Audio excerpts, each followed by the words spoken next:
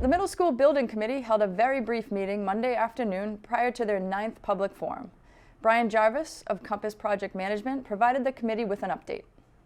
Wednesday, the 2nd of March, MSBA voted to approve the project schematic design deliverable and move it into project scope and budget agreement, which would be the next step pending favorable outcomes at the town meeting and town elections.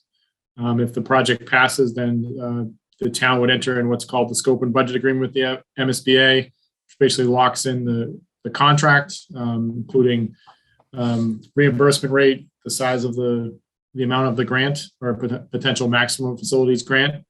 That paperwork would get finalized and sent back in the MSBA. Then we'll issue what's called the project funding agreement, which will be all the financials behind the project until we have a final construction number in hand.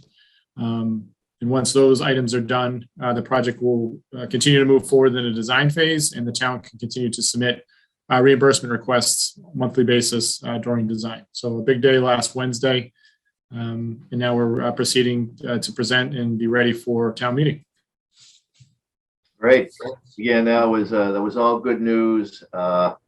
We have a great partner in MSBA. We need 3 things to be done in order to get the project funded. MSBA took care of the first item, approving the schematic design, and by 7-0 vote, approving going ahead with the funding portion of the program. And it's up to the town next to vote positively, both in town meeting on the 14th, as well as the town election on April 4th.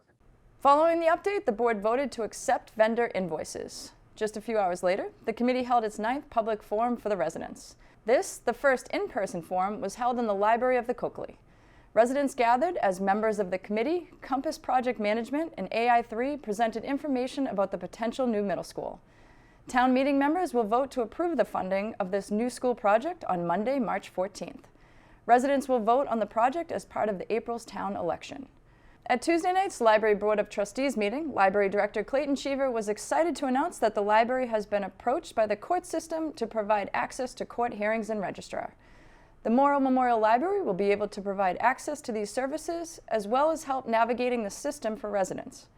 The Morrill Memorial Library will be the first library in the state to participate in this program. The first area that will be accessible through the library will be Family Probate Court. The Library Board of Trustees will meet again next month.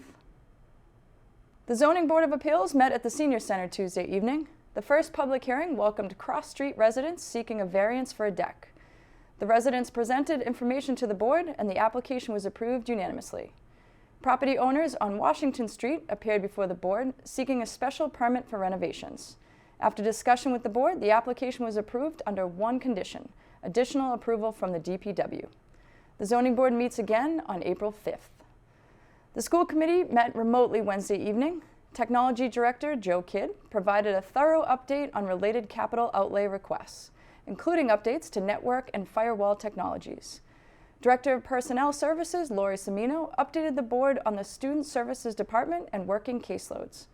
Chair Teresa Stewart announced that on March 23rd, the board will begin meeting in a hybrid format. With this change, additional changes were brought to motion regarding public forum process. Chair Teresa Stewart elaborates. What is proposed tonight in front of you in this updated policy for public comment under hybrid meeting format? This is something that Dr. Thompson and I discussed with legal counsel to ensure that what we're doing is what was recommended. I also consulted with our field representative, Dorothy Presser, at the MASC for her advice. As you know, MASC is the body that we are going through the policy audit with. At this time, they haven't updated their current public policy, public forum policy. They are actually waiting to see if further changes are going to be made to open meeting law, because there is some discussion at the state level that longer term change may occur.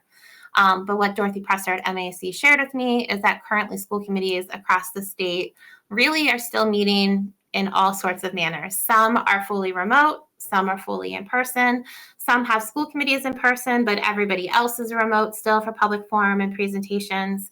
And then other committees are in a hybrid format where some school committee members are in person, some are remote, and the same for public forum. So there really isn't any consistency at this time in the Commonwealth.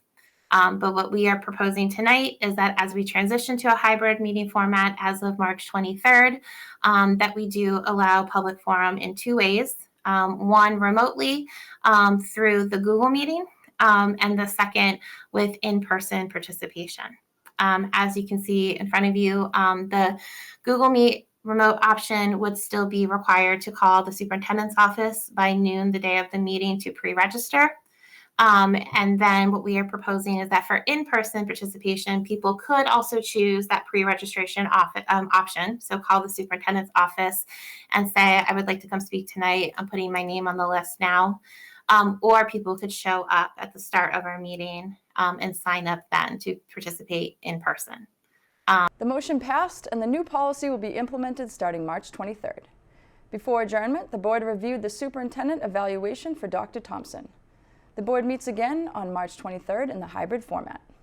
For complete government coverage, tune into the NCM Government Channel or watch on demand at norwoodcommunitymedia.org.